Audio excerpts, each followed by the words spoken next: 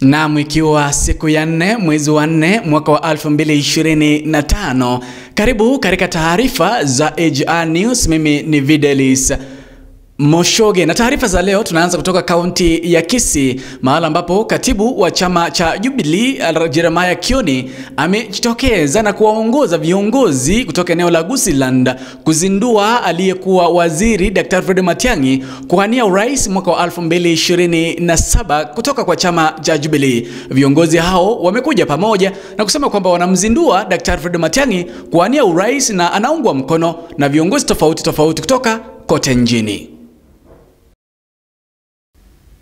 Makatibu 14 walioteuliwa na Rais William Samoei Arap Ruto wamefika mbele ya jopo la wabunge kupigwa msasa ili kuchukua nyadhifa zao vilivyo. Makatibu hao leo wengine wamejitokeza wakijibu maswali magumu kutoka kwa wabunge, huku Stephen Isaboke akiwa wa kwanza. I, Stephen Mutari Isaboke, do swear that the evidence I shall give before this committee on the matters under its consideration shall be the truth and the whole truth and nothing but the truth. So help me God. Thank you very much.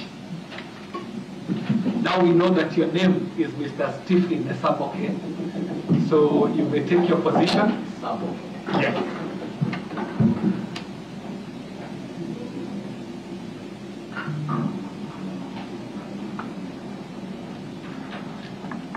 Now, members, for his introduction, the nominee shall be heard in silence.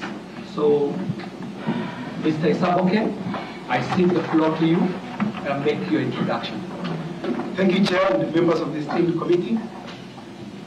Na viongozi kutoka kaunti ya Nyamira hasa kutoka bunge la Borabu wamejitokeza na kuomba serikali kuu kupitia waziri wa usalama wa ndani Kipchumba Murkomen kuingilia kati na kumaliza udhoofu ama kudhoofika kwa usalama katika eneo la Borabu. Nasungumzia katika mpaka wa kaunti ya Nyamira na kaunti ya Bomet, kusema kwamba wizi wa mifugo umechacha katika eneo hilo. Anasema I cannot charge them because mmeandika with others. Wenda mtafute wale others ndio ni charge hawa. Hiyo ni haki kweli? No. The government must be responsible and be sensitive to our cries of cattle theft. The people of Borabu are crying. Of course, we do not have a vehicle here because when vehicles are there, it is easier for the officers to patrol. If one has been written off, we need another one. We need to be given a vehicle. We also need those who have been arrested. They should be prosecuted. Where is the prosecutor doing what he is doing now? We cannot allow that. Na tukimalizia ni kwamba Rais William Samoei Ruto anaendelea na ziara yake siku ya 4 leo katika eneo la Mlima Kenya. Ruto leo amekuwa katika kaunti ya Tharaka Nithi, mahali ambapo naibu wake Profesa Kithure Kindiki anatoka. Pia amekuwa katika kaunti ya Embu, mahali ambapo katibu ama mwana mkuu wa chama cha UDA anatoka Cyril Mbarila, ambaye pia ni gavana wa kaunti hiyo ya Embu.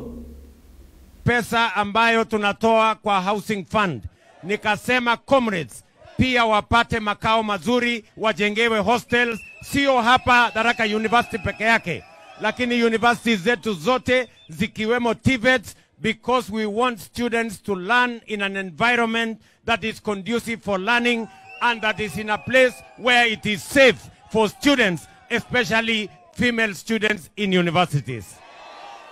Tumekubaliana? Wakati nitakuja kuanzisha ujenzi wa hiyo hostels, maybe procurement ikikamilika in the next 1-2 months. Pia najua kuna stalled projects hapa university yenu. Ni kweli ama si kweli? Ile administration block imekwama kidogo. Kumbuka kwamba Jumapili hii Gusii Stadium kutawaka. Timu ya Shabana Torebobe na Bandari FC zitamenyana. Je, kutaenda namna gani? Sijui maoni yako ni yapi, Bandari FC ama ni Shabana? Ruth Nyanchama ameandaa biashara, taarifa atakupasha. Kwanza ni kwamba Kenya ni miongoni mwa nchi 180 zinazotozwa ushuru na nchi ya Marekani kwa 10% kwa mauzo yao ya nje. Hii ni kutokana na 35% wa mitumba, ruzuku ya mashambani na pia sheria ya nishati safi.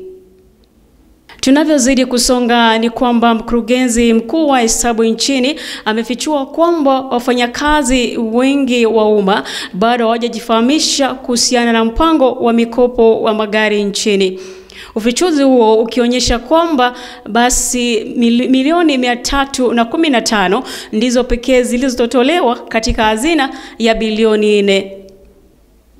Na kwa upande mwingine ni kwamba mtandao wa Airtel unalenga katika upanuzi wa baadhi ya benki ndogo za fedha, ukipenda microfinance, na wakopeshaji wengine katika kupanua biashara zake ama soko lake la kutuma na kupokea pesa kupitia kwa njia ya simu. Mtandao huo umetangaza kwamba wateja wao sasa watakuwa na uwezo wa kupokea na kutuma pesa kupitia kwa benki ndogo za fedha kama vile Rafiki Microfinance, Access Bank, Bank of Africa na vile vile Kenya Women Microfinance Trust. Nikomee hapo kwa sasa. Jina langu ni Ruth Nyanchanga.